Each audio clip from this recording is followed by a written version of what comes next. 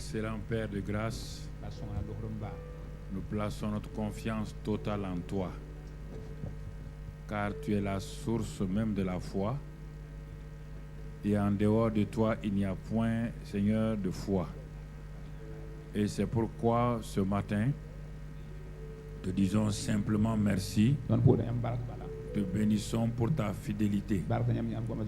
Gloire et louange soient à toi, parce que tu es le roi des rois, le Seigneur des seigneurs. Que ton Esprit Saint nous conduise. Nos cœurs soient disposés à non seulement écouter ta parole, à garder cela au fond de nos cœurs. Merci Père, c'est au nom de Jésus que nous avons prié. Nous disons Amen. Amen.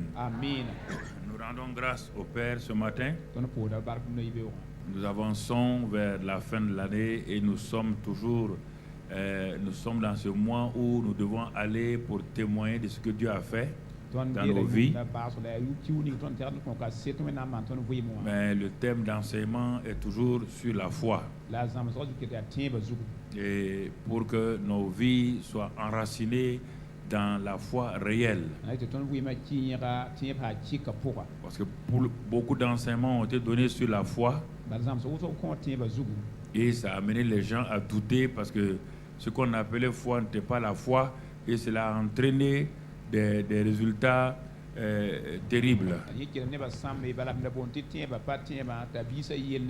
Et c'est pourquoi nous voulons prendre la Bible, uniquement la Bible, pour nous enraciner sur la chose la plus importante, car sans la foi, il est impossible d'être agréable à Dieu.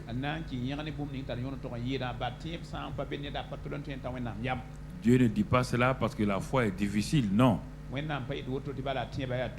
C'est parce que c'est tellement simple que Dieu dit, sans celle-là, tu ne peux pas être agréable à Dieu. Si c'était une chose à aller chercher au ciel, alors là, on dirait à Dieu, là vraiment Seigneur, tu n'es pas très gentil. Si les Africains devaient aller chercher la foi en Amérique et les Américains devaient chercher la foi en Afrique, on aurait dit à Dieu, vraiment, ce n'est pas facile.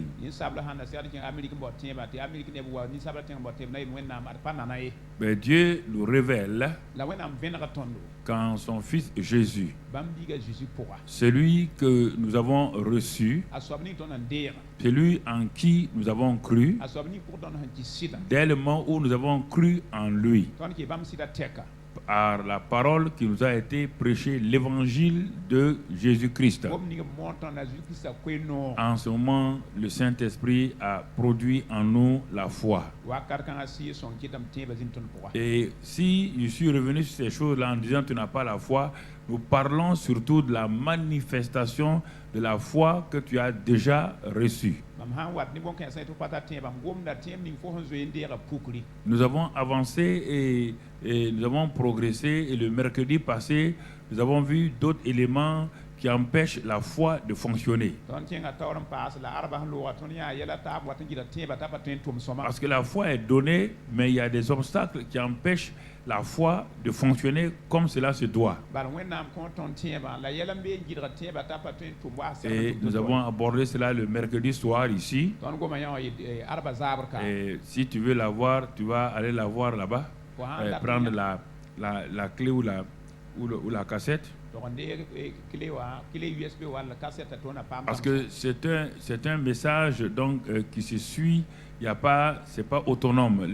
Les différents sujets sont liés les uns aux autres. Si tu ne sais pas qu'est-ce qui peut empêcher la foi de se manifester, tu as la foi, mais elle est inerte.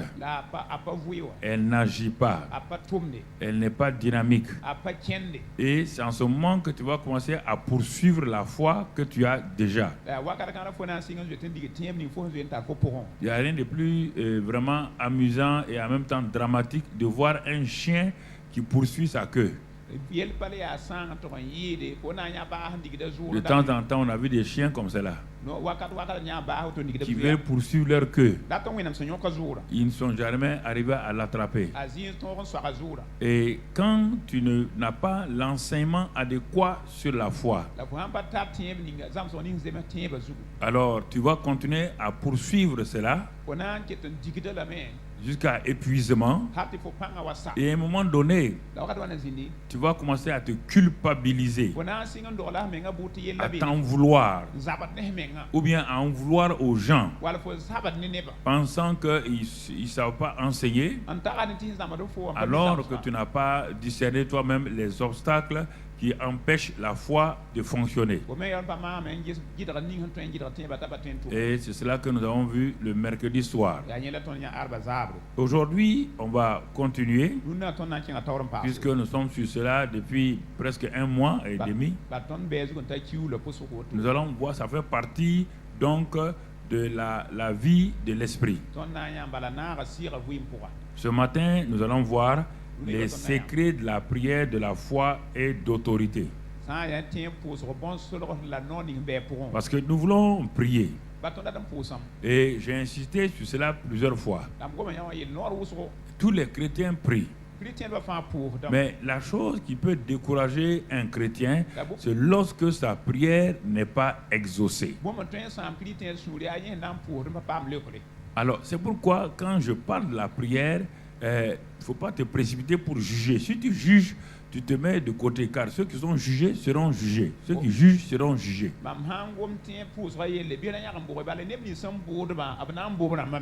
Pourquoi je dis cela? Parce que les disciples de Jésus ont regardé attentivement leur maître en train de prier et la vie publique de leur maître. Ils ont vu une relation étroite entre sa vie de prière et la manifestation de sa vie en public et le ministère.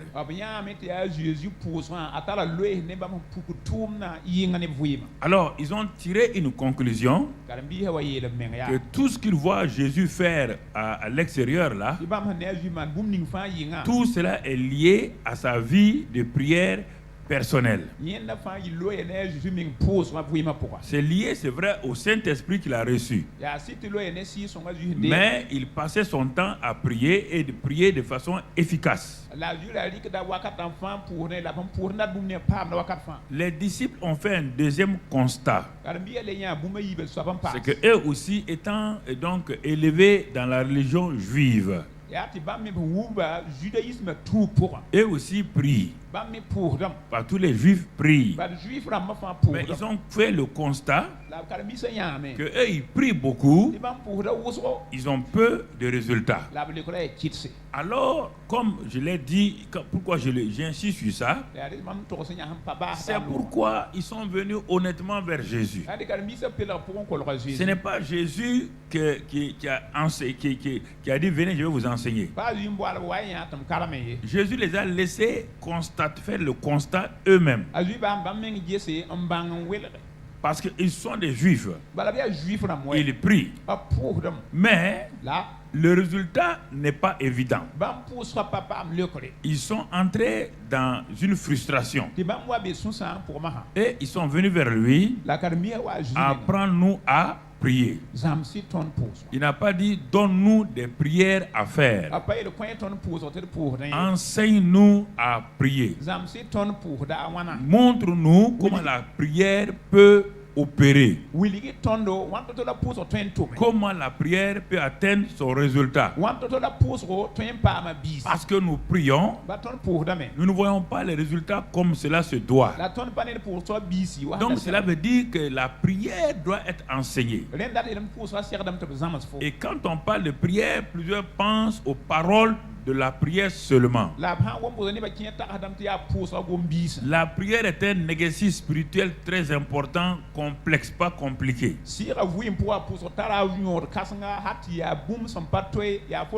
Il comprend plusieurs aspects. il y a la vision de la prière de la foi, il y a les paroles de la foi, il y a l'attitude de la foi, l'attitude donc de tout ça dans la prière, et ensuite il y a aussi la dynamique donc de la foi, l'action. Donc c'est tout ça rassemblé là que les Juifs, les disciples ont demandé à Jésus, enseigne-nous à prier, c'est-à-dire à avoir des résultats dans notre vie de prière.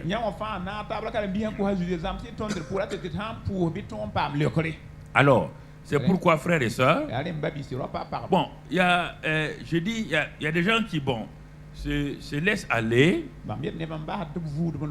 et ils ne sont pas exaucés, mais ils continuent. On dirait que, bon, pour eux, bon, si tu n'es pas exaucé, cela veut dire que ta relation avec Dieu, ça ne va pas. Ça, il ne faut même pas se tolérer. Ta relation avec Dieu, ça ne va pas. Si ta relation avec Dieu, ça ne va pas, même ton futur pour le ciel là n'est pas garanti.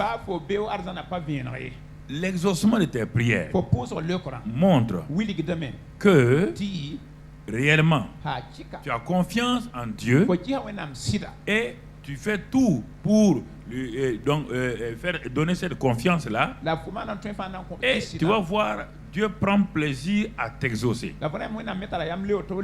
Et Jésus l'a dit dans Jean 16, 24, 20, il dit, mais quand vous demanderez et vous prierez, vous demanderez, vous recevrez, afin que votre joie soit parfaite.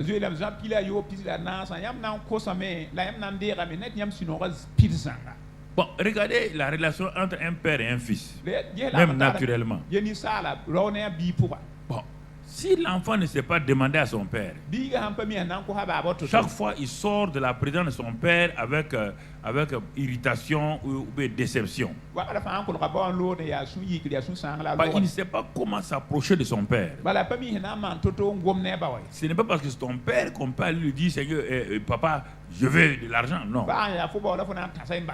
Ce n'est pas parce que ton père que tu peux aller t'arrêter, crier sur lui. Non. Il y a une approche qu'il faut avoir vis-à-vis de ses parents. Ça, c'est sur le plan naturel. Donc, Dieu est un père. Et on veut lui parler. Mais il y a une attitude. Il y a la manière de parler. Il y a la confiance qu'on place en lui. C'est tout cela qui permet, qui fait l'ensemble qu'on appelle la prière. Alors donc, on a vu déjà plusieurs aspects, mais ce matin, nous allons voir les secrets de la prière de la foi et la prière d'autorité, c'est ça.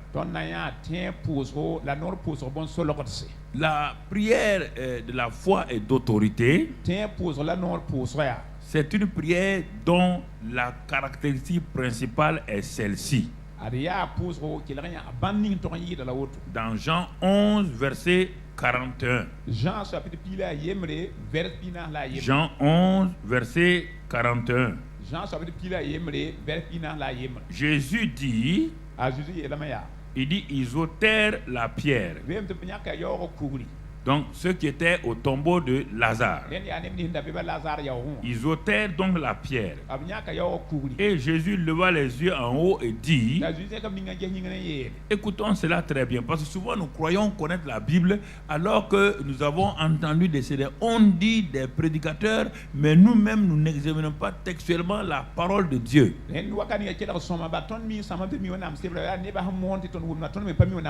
Il dit, Père. Donc, il s'adresse à quelqu'un de précis. Il est en relation avec quelqu'un de précis. Il l'appelle Père. Il l'appelle Père. Écoutez très bien. Cela veut dire qu'il y a une relation d'intimité, de confiance. Pour appeler quelqu'un Père, vraiment, si ce n'est pas tout juste comme un slogan, comme certains le font, papa, non.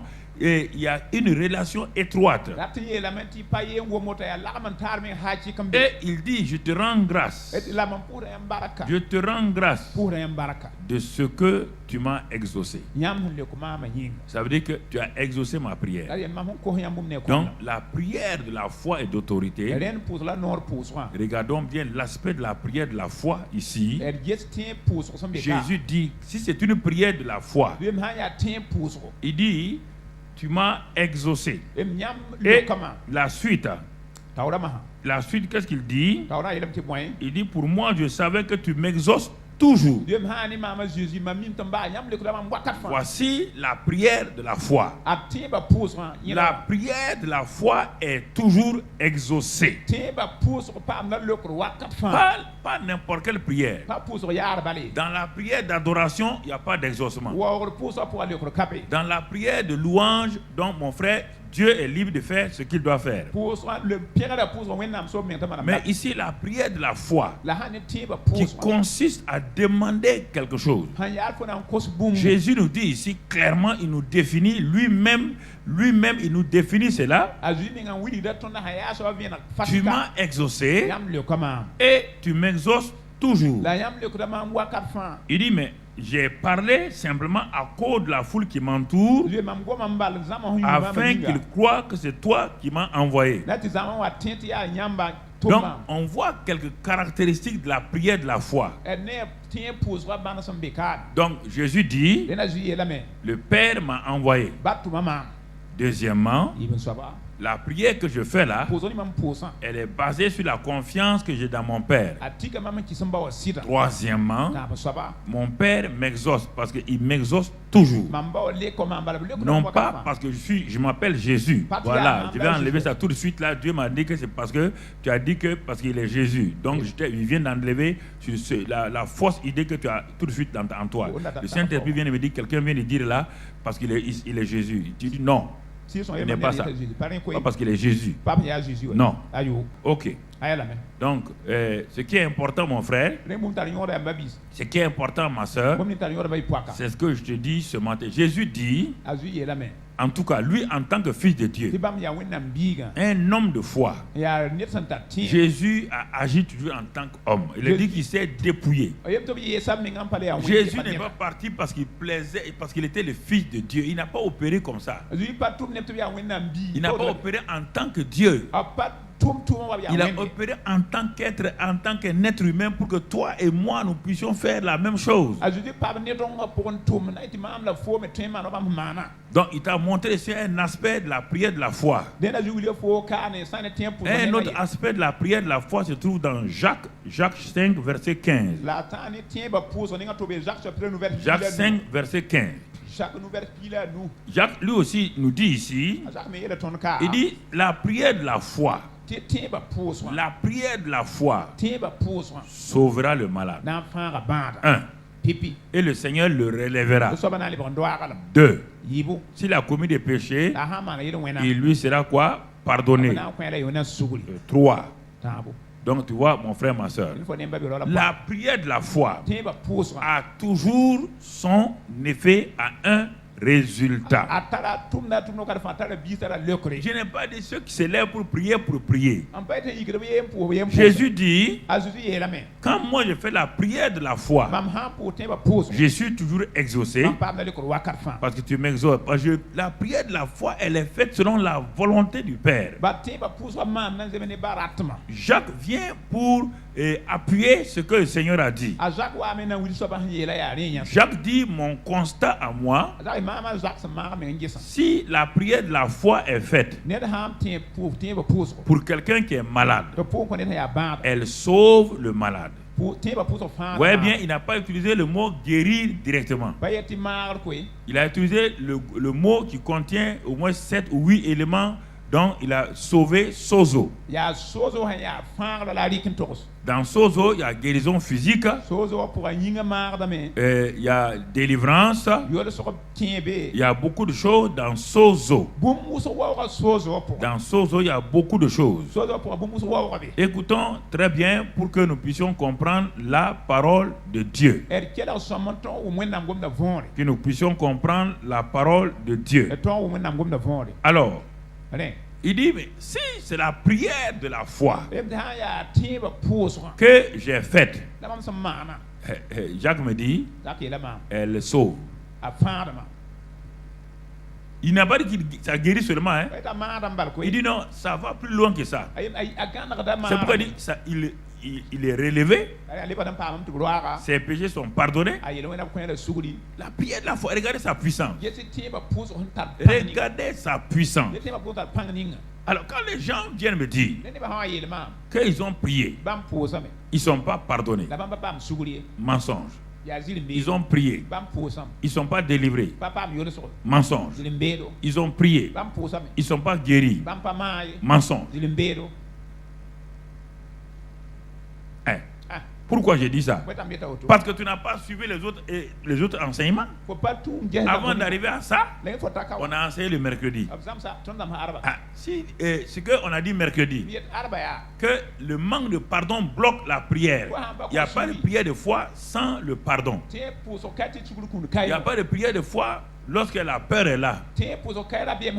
Donc il y a plein de choses qui font que la prière de la foi ne peut pas s'exercer. On a vu ça en détail le mercredi. Donc je te dis clairement, mon frère, si c'est la prière de la foi que tu as faite et que tu as enlevé les obstacles là, tu dois être exaucé. Mais si tu n'as pas enlevé les obstacles là, tu ne peux même pas faire une prière de foi. Quelqu'un qui n'a pas pardonné, Dieu dit qu'il ne lui pardonne pas. Dieu dit qu'il n'exauce pas. Quelqu'un qui a peur, la peur c'est une foi dans Satan et dans le négatif. Il ne peut pas être exaucé. Donc vous voyez, c'est un ensemble. Ne prends pas un seul message hors de son contexte pour vouloir l'appliquer. Non mon ami, tout est lié. Tout est lié. Quand tu tires un des messages sur la foi, tu vois les autres là se suivent. Mais si tu veux couper un message de la foi tout seul, ça ne marchera pas. Donc mon frère, ma soeur, ne perds pas ton temps à aller faire une retraite de la prière de la foi alors que tu n'es pas en bonne relation avec les gens. Tu ne pardonnes pas, tu ne te réconcilies pas, tu vis dans la peur, dans l'anxiété, dans l'amertume, ça ne marchera pas. Sois sûr et certain. Alors tu vas dire que bon, ce sont des choses, c'est le Seigneur qui a dit. Ce n'est pas moi qui l'ai dit. Hein. Moi-même, je suis concerné. Je suis concerné aussi. Si tu ne veux pas ça, vaut mieux aller. Il faut plus être chrétien. Il faut être honnête. Dans la vie, il faut être honnête avec soi-même. Sinon, tu es là, tu es inutile. Ce n'est pas une religion. Pas une religion, bon, quand on va mourir, on va m'enterrer comme chrétien. Non. C'est une relation. Une relation est une relation. Elle doit être entretenue. On doit veiller sur la qualité de la relation. La religion, on n'entretient pas. La religion, tu peux faire 20 ans sans pratiquer. Le jour que tu meurs, comme tu as une religion, alors on dit, bon, tu étais dans telle religion. Non, le christianisme, c'est pas comme ça. C'est une relation avec Jésus. Si tu lâches la relation, c'est là-bas que tu vas te répartir. Si tu lâches la relation en mars, en juillet là, ça ne marchera pas. Il faut que tu reviennes sur ce que tu as fait en mars là, enlever ça pour que tu continues. Et beaucoup de gens, ils ont pris le christianisme comme une religion. Et c'est pourquoi les chrétiens du 21e siècle souffrent beaucoup. Ils sont rentrés dans le christianisme comme dans un club, comme dans une association, comme dans un... Vous voyez là, bon, on va gagner ça. On va gagner ça. Non, le christianisme n'a jamais présenté ça. Jésus n'est jamais venu présenter ça. Il est venu présenter la réconciliation de Dieu et de l'homme, le retour de Dieu sur la terre par son royaume, et l'homme est habité par le Saint-Esprit. L'homme va continuer à étendre le royaume de Dieu où Adam a arrêté, afin que la gloire de Dieu soit vue par tout le monde. quand je fais ça maintenant mes besoins personnels, Dieu prend soin de moi. Et quand je suis en difficulté, quand l'ennemi m'attaque, Dieu est prêt à me défendre, à s'occuper de moi. Voici. Mais les gens sont venus d'abord par leurs besoins. C'est vrai, ça c'est l'appât pour avoir le poisson. Mais quand tu rentres dans le filet du Seigneur, tu vas découvrir que la guérison a été un appât pour t'amener. Les difficultés ont été un appât pour t'amener. Tu vas découvrir maintenant la réalité de Christ. Et il te dit, marche avec moi. Vis avec moi. Et ça va t'amener pour aller de l'avant. Voici des choses qui sont très importantes. Sinon, on se leurre. Et c'est pourquoi beaucoup de gens changent. Parce que s'ils croyaient que Christ est le même, personne n'a besoin de changer d'église. Tu vas changer d'église pourquoi? Parce qu'il croit qu'il y a un Christ là-bas, il y a un Christ numéro 2 là-bas, il y a un Christ numéro 3 là-bas. Si le Christ numéro 1 ne m'exauce pas ici, je vais aller voir le Christ numéro 2.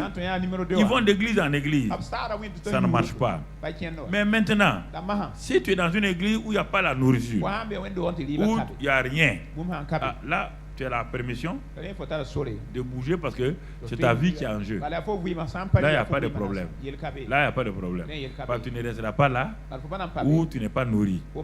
C'est pourquoi, même négativement, il y a des enfants de la rue.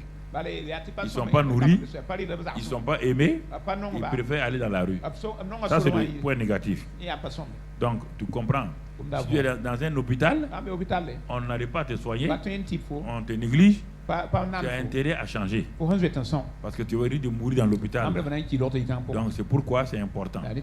Donc c'est la même chose. Beaucoup de gens ne comprennent pas ça. Ah, mais tu as des problèmes. Va à l'église, va à l'église. Viens chez nous là. Viens chez nous. Chez nous, il n'y a pas une église qui règle tous les problèmes. Ça n'existe nulle part.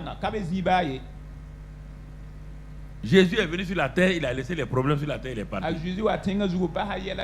Même quelqu'un, même ses disciples, on lui a dit, mais voilà, le parfum que la femme là a, on pouvait vendre, donner aux pauvres. Jésus dit, la vente du parfum peut aider tous les pauvres du monde là. Il dit, si vous voulez vous occuper des pauvres là, ne vous en faites pas. Moi je m'en vais, les pauvres seront dans vos mains. Occupez-vous d'eux. Depuis qu'il est parti, on s'est occupé de l'église s'est occupée des pauvres. Il y a des choses que nous avons dans nos têtes, des raisonnements qui s'opposent à la parole de Dieu. Et c'est ça qui nous frustre. Tant qu'on ne va pas se soumettre à la parole de Dieu, on sera un chrétien, une chrétienne tout le temps frustré. Frustré. Alors, mon frère, ma soeur, tu vois. Donc, on a vu, Jésus dit, je suis toujours exaucé. Jacques dit, si c'est la prière de la foi, voilà ses effets. Voilà ses effets. Alors, ce matin, pour nous permettre de voir ça, la prière de la foi peut se faire au niveau personnel, au niveau familial, au niveau d'une église, au niveau national. Ce qu'on va aborder ce matin, c'est un mixage de tout. Chacun va trouver son compte là-dedans. Si tu es dans une situation personnelle, familiale, ou au niveau d'une église, parce que ceux qui sont en contact avec nous à travers le monde, certains sont dans ces situations-là, ou au niveau national, donc tu pourras puiser des éléments qui vont t'aider à faire la prière de la foi et d'autorité. Alors, c'est pourquoi notre texte de base ce matin pour nous éclairer sur la prière de la foi et d'autorité se trouve dans 1 Roi 18.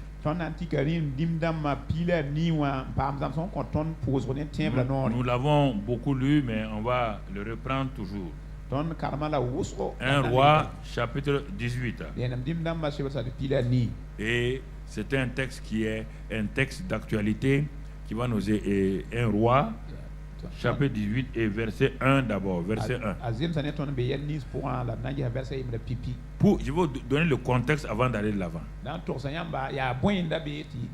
Le contexte ici, c'est le peuple d'Israël s'est détourné de Dieu à travers donc le roi Akab et Jézabel. Ils ont fait venir dans le pays des faux prophètes. 850 faux prophètes, 450 faux prophètes de Baal, 400 prophètes donc d'Astarté. Baal, c'est les idoles masculines. Astarté, c'est les idoles féminines. Donc, et c'est eux qui mangeaient à la table du roi Akab. À cause de cela, comme ils ont renversé l'autorité de Dieu dans le pays, qu'est-ce que Dieu va faire? Il va, la bénédiction qu'il a l'habitude de donner à tout le monde. Il y a une bénédiction que Dieu donne à tout le monde. C'est ce qu'on appelle la pluie. Il a dit qu'il fait pleuvoir sur les méchants et les bons. Mais cette fois-ci là, comme tout le pays s'est détourné de lui, même la pluie là, il a coupé. Écoutez-moi très bien ce matin. Que tous ceux qui sont en contact avec moi m'écoutent. Écoutez-moi si vous voulez aller de l'avant. Donc il a fermé le ciel. Il a fermé le ciel par un homme. Un homme qui a apparu brusquement sur la scène, qui a décidé d'écouter Dieu dans ces moments où le roi Akab était en train donc de renverser les autels de Dieu.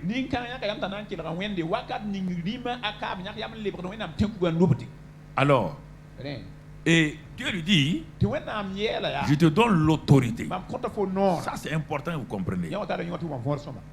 Il y a des situations où vous devez attendre d'avoir l'autorité de Dieu avant d'agir. Il a reçu l'autorité, il a reçu la foi, il est sorti sans peur. Il est parti rencontrer le roi Akab.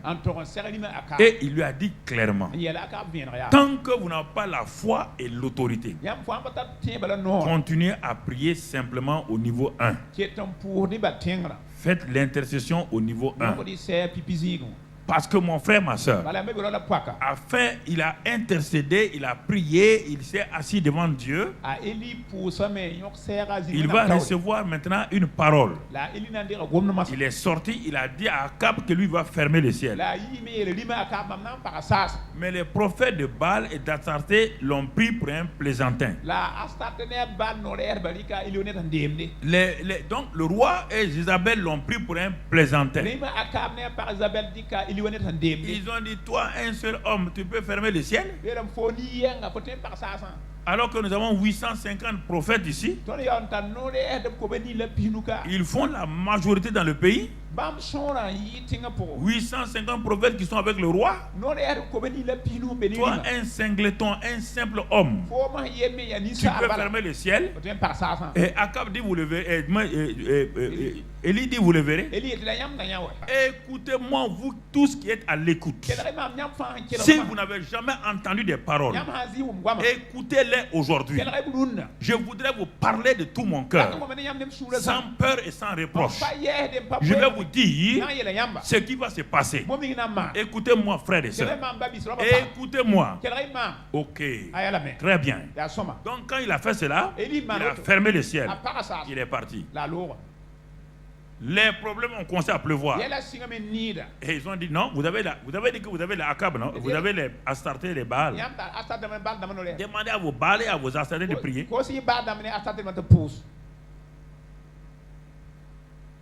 Vous avez la majorité des hommes des soi-disant hommes de Dieu avec vous. Dites-leur de prier. Les gens ne savent pas qu'un seul homme avec Dieu, c'est la majorité absolue. Écoutez-moi ce matin. Puisque vous avez les Baal et les Astartés, il n'y a pas de problème. Priez. 3 ans et demi. Le pays est dans le pays est dans la sécheresse.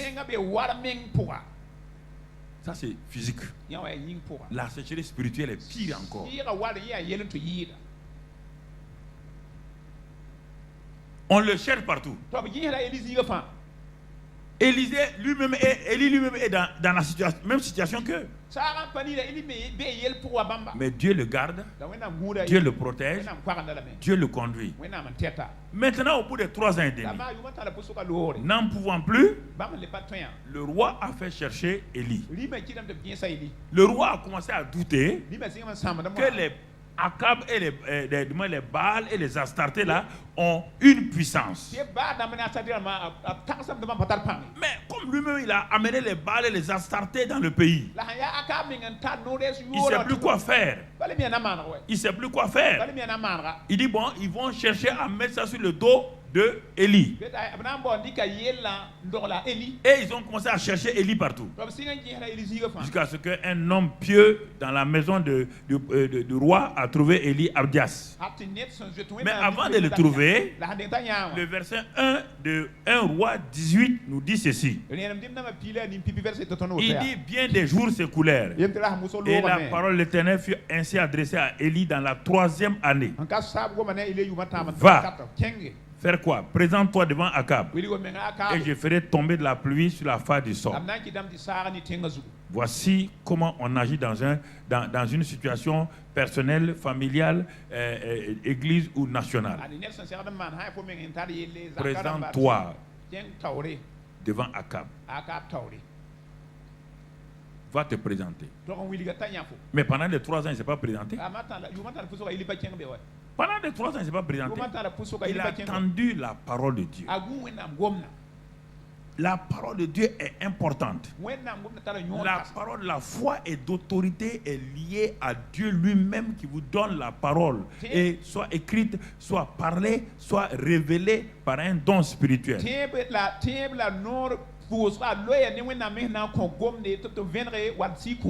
Alors, Élie est parti à la rencontre. Il est parti à la rencontre d'Akab. Et Akab l'a vu, il dit, c'est toi, d'abord, première chose, pour avoir la prière de la foi et la prière pour la faire. Il ne faut pas t'aventurer pour la faire. Dans le cas ici, ce n'est pas dans le cas individuel seulement, dans le cas ici, il faut recevoir une parole de Dieu. Parce que la foi vient toujours de ce qu'on entend. Et ce qu'on entend doit venir de Dieu. Tant qu'il n'y a pas une parole reçue de Dieu, tu dois attendre toi-même dans la même situation que tout le monde. Tu attends dans la foi. Tu attends dans l'espérance. Tu attends jusqu'à ce que Dieu ait parlé. Donc c'est cela que Élie était en train de faire. Maintenant que Dieu a parlé, Élie est parti. Alors, quand ils se sont rencontrés, il a dit à Akab, bon voilà, c'est pas difficile. Toi tu m'accuses. Moi je ne t'accuse pas, mais je sais que tu es la cause réelle du problème. Il dit, ce n'est pas difficile. Tu amènes tous tes prophètes là. Tu les amènes. Et tu convoques toute la population. Appelle-les. Tout le monde est venu. Élie était d'un côté. Élie s'est présenté non pas sur la base d'un courage. Il s'est présenté sur la base de la parole reçue de Dieu. Tant que vous n'avez pas reçu une parole venant de Dieu, frères et sœurs, vous continuez à faire la prière d'intercession. La prière d'intercession, elle est bien, mais elle est limitée jusqu'à ce qu'une parole soit donnée. Lorsque la parole est donnée, en ce moment-là, donc en ce moment-là, une autre dimension va se manifester dans votre cœur. Et en ce moment, il est parti, frères et sœurs, et nous allons voir ce que Élie va faire. Le peuple est entré donc dans dans la vie rétrograde. Les gens n'adoraient plus Dieu. Les gens ont multiplié beaucoup de choses. Il y avait une fausse piété dans le pays. Il y avait, c'est-à-dire que les gens, partout les gens parlent de Dieu, on ne sait pas de quel Dieu ils parlent, est-ce que c'est les dieux Baal, les dieux Astarté ou l'Éternel. Donc il y avait une confusion dans le pays. Partout tout le monde dit prière, tout le monde dit on va aller ici, tout le monde dit partout.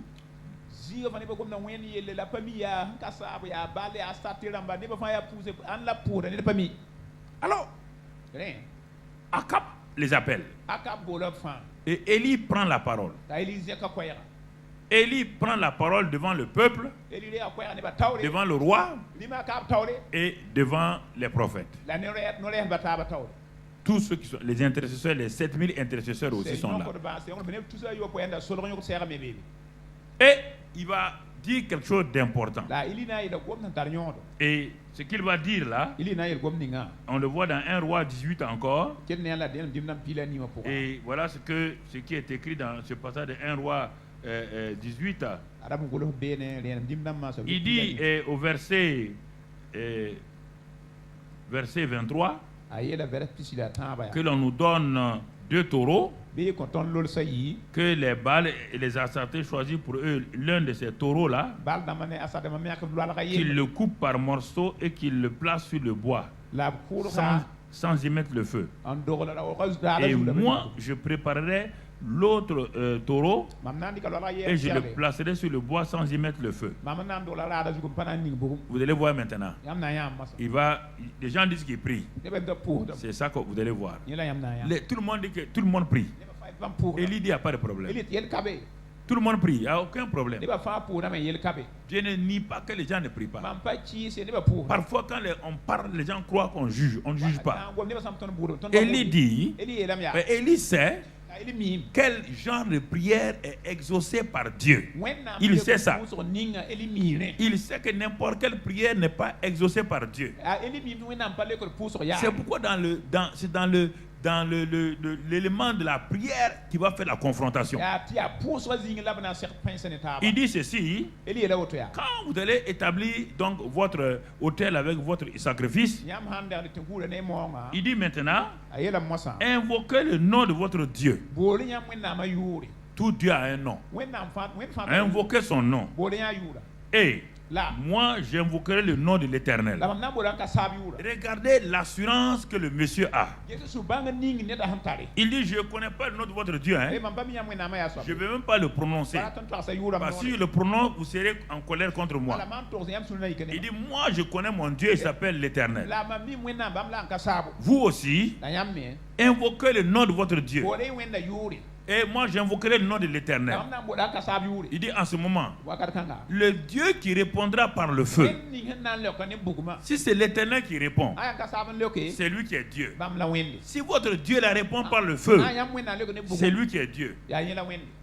Là, le peuple dit, le peuple répondit en disant c'est bien. Le peuple était troublé. Le peuple dit, ah bon, on ne sait pas qu'est-ce qui se passe. On ne sait pas ce qui se passe dans le pays. Chacun parle. Et il dit, non, on ne va pas discuter.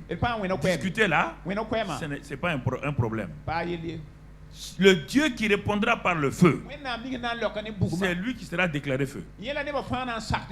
Personne ne doit amener un feu quelque part. Personne.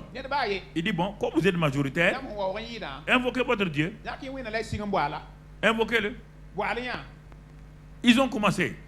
C'est là ils ont commencé à prier. Ils ont exercé la prière de foi et d'autorité, mais ça ne fonctionne pas. Ils ont appelé leur Dieu. Ils l'ont appelé du matin jusqu'à midi. Et la Bible dit, ils ont dit, Baal, réponds-nous. Mais il n'y eut ni voix ni réponse. Et ils sautaient devant l'autel qu'ils avaient fait. À midi, Élie se moqua Maloka 2 et dit, criez à haute voix. Puisque Baal est Dieu, il est en train de penser à quelque chose, où il est occupé, où il est en voyage. Peut-être qu'il dort et il se réveillera. Et il criait à haute voix. Et ils se firent, selon leur coutume, des incisions avec des épées, avec des lances. Jusqu'à ce que le sang coula sur eux. Voilà. Ils aiment le sang.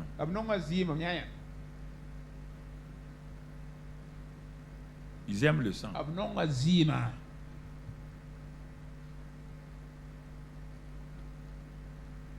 Lorsque midi fut passé, ils prophétisèrent. Ouais, bien, eux s'ils ont prophétisé. Eux s'ils ont prophétisé. Jusqu'au moment où la présentation de l'offrande. C'est-à-dire qu'au moment où, maintenant, où le feu doit descendre, on va voir si tout ce qu'ils ont fait, prier, invoquer, prophétiser, inciser, tout ça là, ça c'est des rites religieux. C'est des rites religieux qui trompent les gens. On fait ça ici, on a fait ça, on a fait ça, on a fait ça. Les gens aiment ça. Attendez la suite. Attendez la fin. Vous avez fait. L'offrande est là. Le feu doit venir maintenant. Mais là, quand ils ont dit Baal, envoie le feu, la Bible dit, mais il n'y eut ni voix, ni réponse, ni signe d'attention.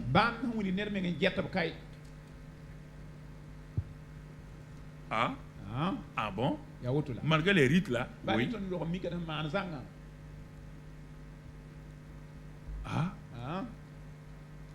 Est-ce que vous comprenez? Parfois, Dieu reste silencieux, puisque le monde ne veut pas, le peuple ne veut pas, les gens ne veulent pas. Dieu reste silencieux jusqu'à ce que les gens soient le dos contre le mur.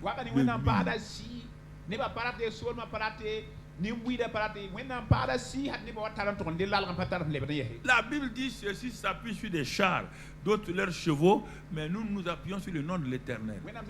Attendez, écoutez, écoutez-moi très bien. Écoutez.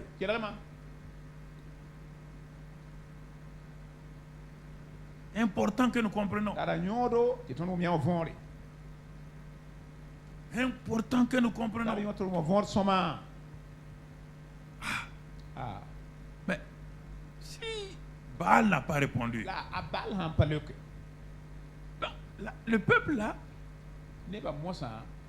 il est dans une situation. Ah bon? Malgré tous ces rites là, il n'y a même pas eu de voix. Silence complet.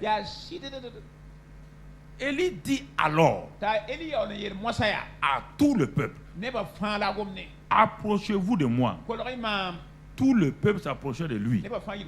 Et Élie, qu'est-ce qu'il va faire? Il dit approchez-vous de moi. Regardez la certitude que l'homme a. D'où vient la certitude d'Élie? Ça ne vient pas d'un courage personnel. Ça ne vient pas du fait qu'il a prié. Ça vient du fait que la première fois, Dieu lui a dit d'aller fermer le ciel. La deuxième fois, Dieu dit va te présenter devant Akab et fait la démonstration comment on ouvre le ciel. Il faut que Akab comprenne. Akab est un croyant. Mais regarde ce qu'il a fait. Regarde comment il a laissé la corruption spirituelle rentrer dans le pays. Il faut qu'ils comprennent ça. C'est là qu'ils sont face à face. Le peuple vint vers Élie. Et qu'est-ce qu'il va faire? C'est la troisième chose, mon frère. Avant que le feu ne descende, Élie va les conduire d'abord à un temps de repentance, à un temps. Il dit, ça veut dire quoi? Il rétablit l'autel de l'Éternel qui avait été renversé. Ça, cette phrase-là est importante. Donc, l'autel de Dieu était l'image de l'autorité de Dieu, de la présence de Dieu, et de l'adoration de Dieu. Et quand on a renversé l'autre autel-là, il n'y avait plus d'adoration pour Dieu, il n'y avait plus d'autorité de Dieu, il n'y avait plus la gloire de Dieu. Est-ce que nous comprenons? C'est ça que les gens ont fait. Ils ont renversé l'autel de l'éternel Dieu, remplaçant par toutes sortes de sortilèges, toutes sortes de techniques, toutes sortes de choses. Élie dit, Dieu ne nous répondra pas si nous n'entrons pas dans un esprit de repentance. Écoutez-moi, Burkinabé.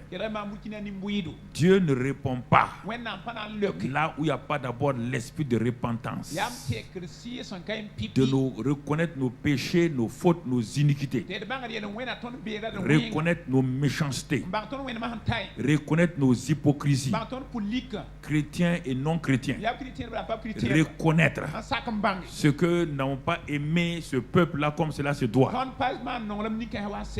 Donc le ciel risque d'être fermé. Fermé. Mon frère, ma soeur, le ciel n'était pas ouvert encore. Élie préparait pour que le ciel s'ouvre. Écoute-moi, mon frère, ma soeur. Toi, tu es ici, tu fais partie de ça. Donc, il faut d'abord rétablir. Est-ce que toi-même, en tant que chrétien individuel, est-ce que tu n'as pas renversé l'autel de Dieu dans ta vie? Est-ce que l'autel de la prière fonctionne dans ta vie? Est-ce que la gloire de Dieu est la première chose que tu mets en place dans ta vie? Est-ce que l'obéissance à Dieu est ta première règle? Est-ce que l'adoration de Dieu est ta première règle? Toi, tu veux que les gens prient. Les gens disent qu'on va prier dans le pays. Toi-même, tu n'obéis à rien. Tu ne viens plus aux réunions de prière. Tu ne vas pas aux réunions de prière. Tu n'adores pas Dieu dans ta maison. Et tu n'as pas rétabli l'autel de la prière. C'est-à-dire que quand je dis l'autel de la prière, ce n'est pas dans l'Ancien Testament. Mais je veux dire que la vie de prière. Donc, dans le Nouveau Testament, il y a vie de prière, il n'y a pas d'autel de prière. Donc, il ne faut pas aller prendre ça pour dire qu'on parle d'autel de prière.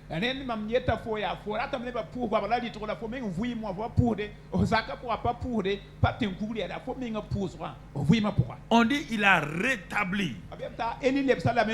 Est-ce que, comme le fils prodigue, est-ce que tu vas commencer à rétablir l'autorité, à voir ton père comme on doit le voir? L'enfant a quitté son père parce que l'image de son père était déformée.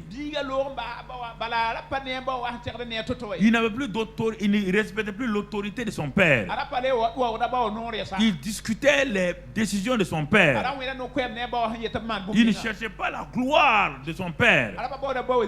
C'est pourquoi il a pris ses biens, il s'en est éloigné pour aller dans un pays étranger. Il est parti établir donc des hôtels dans un pays étranger. C'est ça que Élie dit au peuple ici. Vous avez renversé, c'est-à-dire vous avez renversé l'autorité de Dieu. Vous avez renversé la vie de prière. Dieu n'est plus adoré dans ta vie. Regarde ta vie à la maison. Regarde ta vie quand tu es seul à la maison. Est-ce que tu adores Dieu? Est-ce que tu loues Dieu? Est-ce que ta vie de prière est conséquente? Est-ce que ce n'est pas tout juste là, c'est devenu une religion pour toi? Une religion où le dimanche seulement tu es là pour essayer d'apaiser ta conscience. En dehors de ça, tu n'as pas de relation avec Dieu. Dieu ne te voit que les dimanches. Dieu ne te voit nulle part.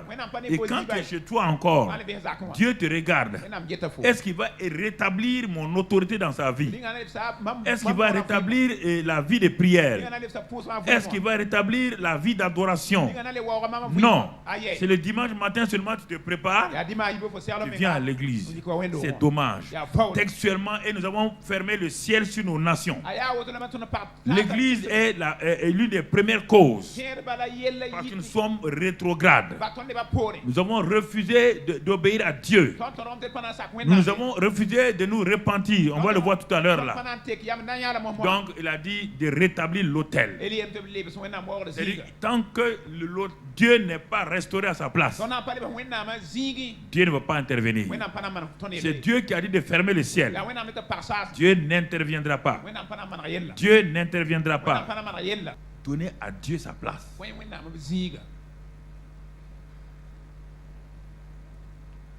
Sorti. Il faut chacun de vous, chacun de nous, tous ceux qui sont en contact avec nous, sur l'étendue du Burkina Faso, il faut que nous rétablissons ce que nous avons renversé. La gloire de Dieu. C'est pourquoi, quand Dieu a parlé à Daniel, il dit Daniel, lève-toi. Daniel s'est levé. 2 fois. Dans Daniel 9 et Daniel 10, il s'est levé. Il dit lève-toi. Hein? Regarde bien. Daniel a regardé. Il a vu la vision. Il dit hein? C'est ça qui vient. Il dit ok. C'est ça qui est en train d'arriver. Couche-toi.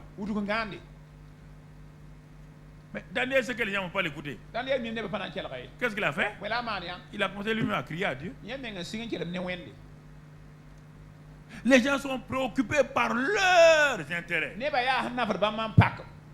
Et les chrétiens même sont préoccupés par leurs intérêts.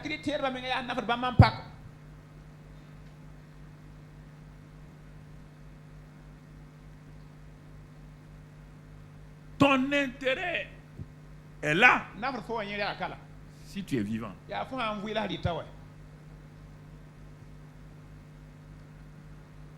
Ok.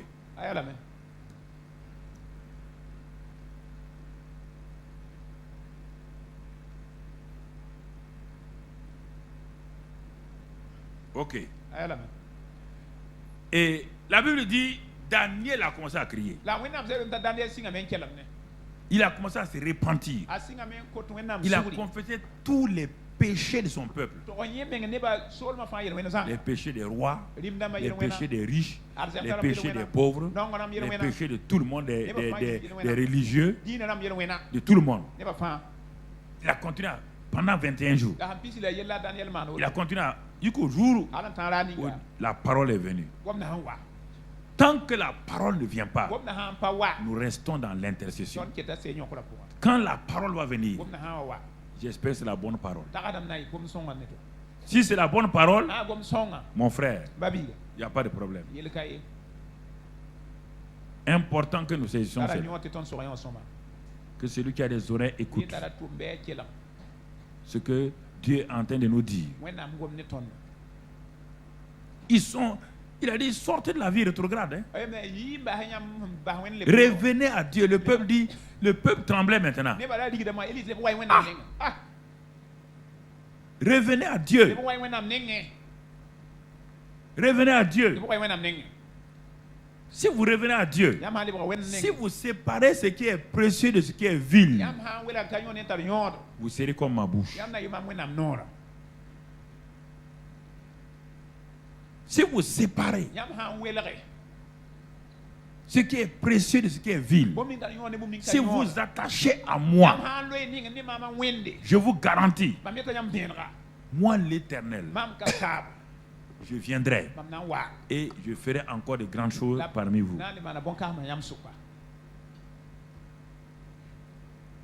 Ici là, Élie ne faisait plus de miracles. C'est pas l'homme des miracles. C'était pas des miracles que le monde attendait. C'était que Dieu sauve tout le pays. Vous comprenez?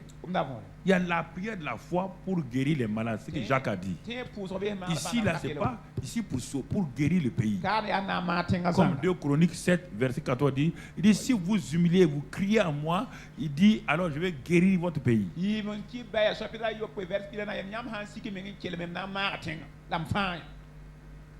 En tant que peuple de Dieu chrétien, nous devons sortir de la vie rétrograde. Nous devons nous mettre au sérieux pour crier à Dieu pour nos nations, pour nos peuples. Et après cela, quand on regarde au verset 36, qu'est-ce qu'il dit? Il dit, au moment de la présentation de l'offrande, Élie le prophète, bon, lui aussi il est arrivé à l'offrande. Baal et Astarté sont arrivés à l'offrande. Il n'y a pas eu de voix, il n'y a rien eu. Lui aussi, il est en train de procéder. Lui aussi, il a rétabli l'autel, il a tout rétabli, il a mis. Lui aussi, la partie importante, tout le peuple retient son souffle. Si Dieu n'écoute pas cet homme-là, le ciel restera fermé. Le peuple a pris conscience brusquement. Mais qu'est-ce qu'ils ont fait comme ça? Les haines, les divisions, les amertumes, les jalousies. Nous nous sommes créés des problèmes. Au lieu de nous aimer comme un peuple, de nous donner la main d'association, de regarder comment nous sommes les gens d'une même nation. Nous nous sommes auto-divisés. Le peuple voit que ça. On est arrivé à un point. Si Élie là, si Dieu reste, son Dieu là reste silencieux. Donc là, on ne sait pas ce qu'on va faire. Regardez ici. Il dit au moment de la présentation de l'offrande. Donc ça veut dire quoi? Il amène le peuple à se repentir. Il amène le peuple à reconnaître ses péchés. Il a ramené le peuple à dire, vaut mieux mettre l'ordre dans votre vie. Donc c'est ça. Le peuple a aidé à faire tout ça. Ils ont restauré la gloire de Dieu. Maintenant, le peuple attend, il dit, homme de Dieu, vas-y. En ce moment-là, il s'avança et dit, il va parler à Dieu. Il va parler à Dieu. Il dit, Éternel Dieu d'Abraham, d'Isaac et de Jacob. C'est le Dieu qui a fait alliance avec Abraham, Isaac et Jacob. Le Dieu qui a donné ce pays-là à Abraham, Isaac et Jacob. Nous l'avons maltraité, nous avons fait dans le pays, c'est à toi que je parle. Je m'adresse à toi, je n'ai pas quelqu'un d'autre à qui m'adresser. Tu es le Dieu d'Abraham, tu n'es pas le Dieu de Baal. Tu n'es pas le Dieu d'Isaac, le Dieu des Astartés. Tu es le Dieu d'Abraham, d'Isaac et de Jacob. Tu es le Dieu tout-puissant. Mais nous avons négligé ta puissance. Tu es le Dieu vivant. Nous avons laissé aller adorer des idoles mortes. Tu es le Dieu donc saint. Nous avons rejeté tout cela. Nous avons vécu comme nous voulons. Il dit Dieu. Il est en train d'appeler ce Dieu-là. Tout ce qui contient dans le terme Dieu d'Abraham, d'Isaac et de Jacob, c'est ça qu'il est en train d'appeler. Le Dieu qui pardonne. Le Dieu miséricordieux, lent à la colère, riche en bonté. Il est en train de l'exalter. Il est en train de l'exalter. Appelle la repentance dans ta vie. Si tu veux que la prière de foi marche. Quand tu t'es humilié devant Dieu, quand tu as décidé de retourner à Dieu comme le fils prodigue, et il faut aller avec tout ton cœur.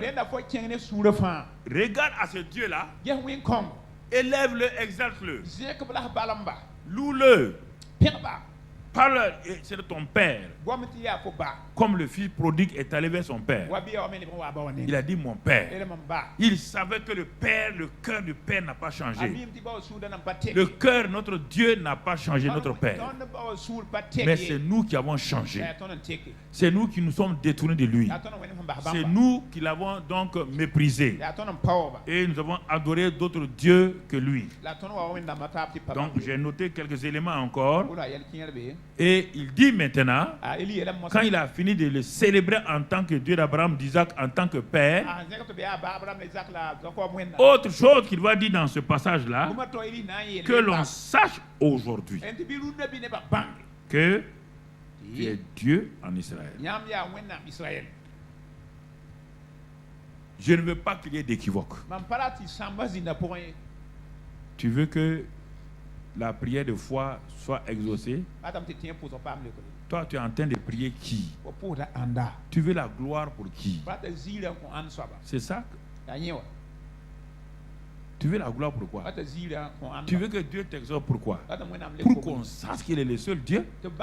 Ou bien tu veux qu'il t'exauce pour te donner des voitures? Pour tes intérêts? Te donner un mari pour ton intérêt, te donner des enfants pour des intérêts. On ne verra pas Dieu. Et il dit non, non, non.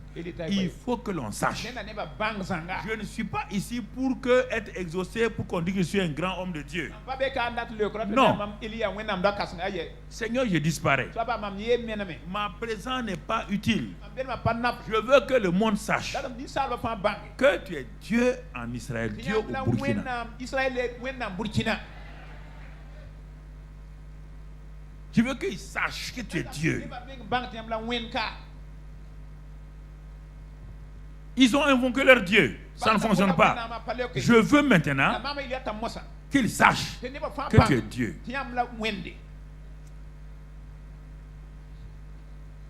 Est-ce que vous comprenez? Qu'ils sachent que je t'appartiens. Je suis simplement ton souverain bien. Je ne suis rien qu'un bien que tu peux utiliser comme tu veux. Ton souverain bien. Ton souverain bien. Et il dit toujours, et que je suis ton serviteur, oui. Et maintenant la partie importante, que j'ai fait toutes ces choses-là par ta parole. Ce n'est pas mes idées, hein? Ce ne sont pas mes idées. Ce n'est pas une ambition personnelle. Non. Par ta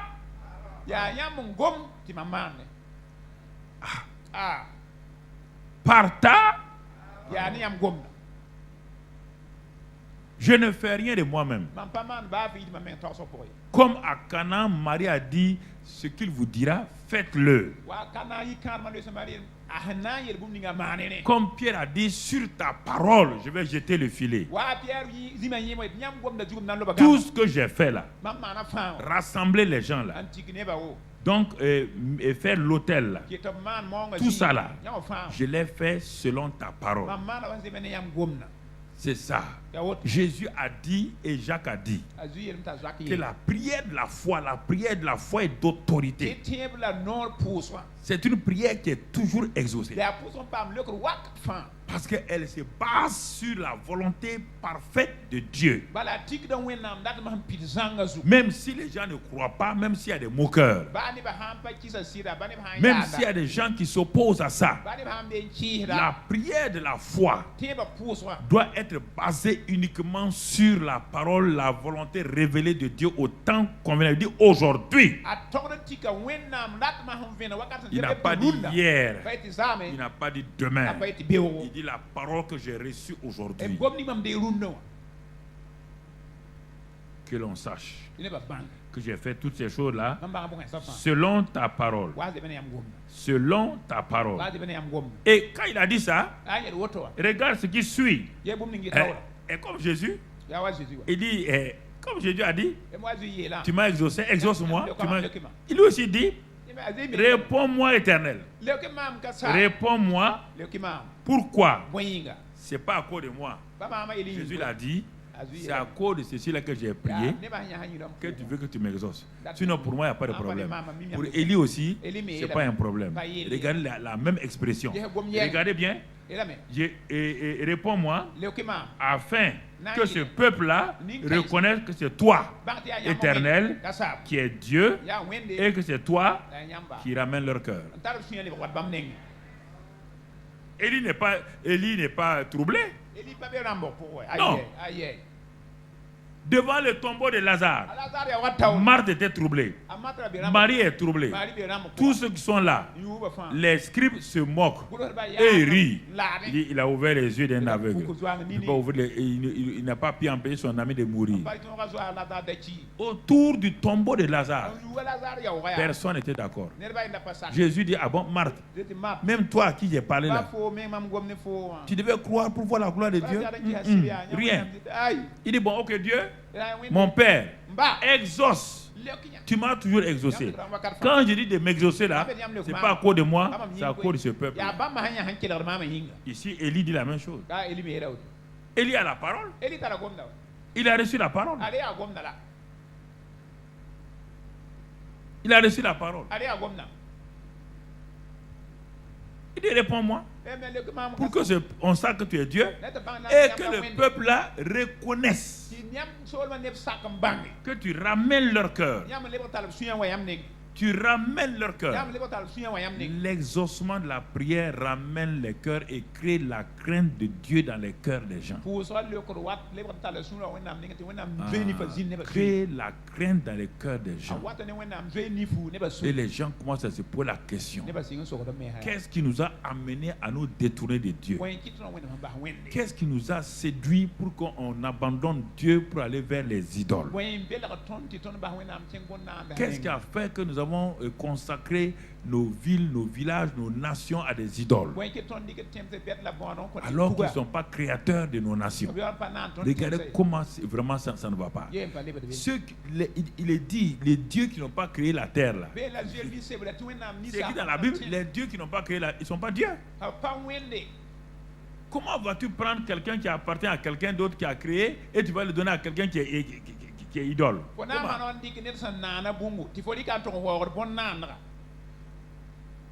Il dit c'est pas normal. Ramène leur cœur afin qu'ils sachent que c'est toi Dieu, c'est toi qui les ramène à toi et qu'ils te glorifient. Le peuple retient son souffle. Les Baals ont prié comme ça. Il n'y a pas eu de réponse. Hey, regardez bien. Quand il a fini, il s'est arrêté. Et la Bible dit, et le feu de l'Éternel tomba.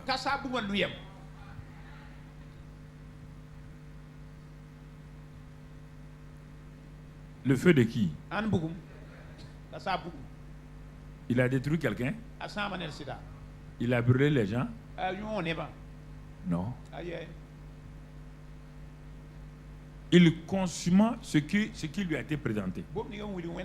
C'est-à-dire qu'il est en train d'approuver que tout ce que Élie a dit, a fait là, ça vient de lui. C'est simplement ça. Que Élie est son souverain bien. Que Élie est son serviteur. C'est cette parole que nous attendons. Cette parole-là, si elle n'est pas, nous tendons les oreilles. Si nous ne l'entendons pas, mon ami,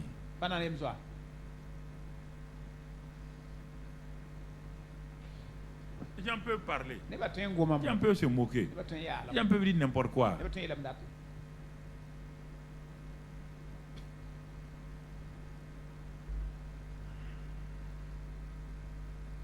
Ok. Le feu tomba. Quand tout le peuple vit cela, ils tombèrent sur leur visage et dirent, c'est l'Éternel qui est Dieu. C'est l'Éternel qui est Dieu.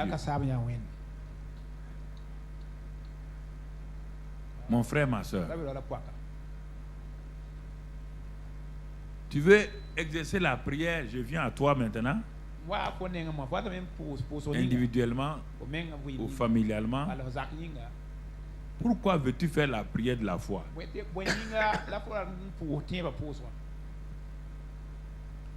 C'est pour simplement tes besoins. Et les besoins là, c'est pour la gloire de qui? Parce que beaucoup de prières qui sont appelées prières de la foi ne sont pas exaucées. Parce que le but final, c'est pour la satisfaction de notre ego.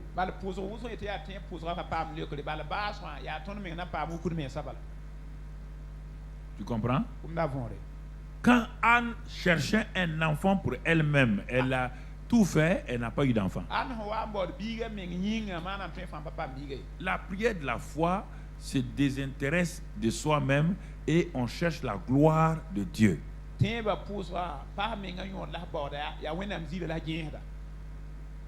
Comprenez? On cherche la gloire de Dieu. Mais lorsque nous prions pour nous, ça c'est la prière d'enfance, de demander et de recevoir, simplement. La prière de la foi est exercée dans des contextes où les choses semblent être bloquées ou rien, parce qu'elle s'exerce toujours en relation avec l'autorité. Regardez ce qui va sortir de la prière de foi d'Anne. Jusqu'à présent, jeunes filles, jeunes gens, garçons, vous êtes au chômage, vous voulez le travail là, c'est pourquoi? Le travail pour lequel vous priez là, c'est pourquoi? Le mari que vous demandez là, c'est pourquoi? Écoutez la prière d'Anne.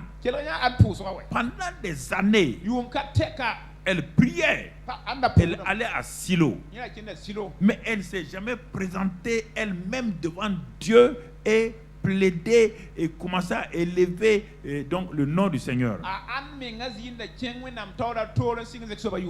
Elle voulait un enfant pour échapper à la persécution de sa coépouse. Elle voulait un enfant pour continuer à voir que son mari s'attache à elle.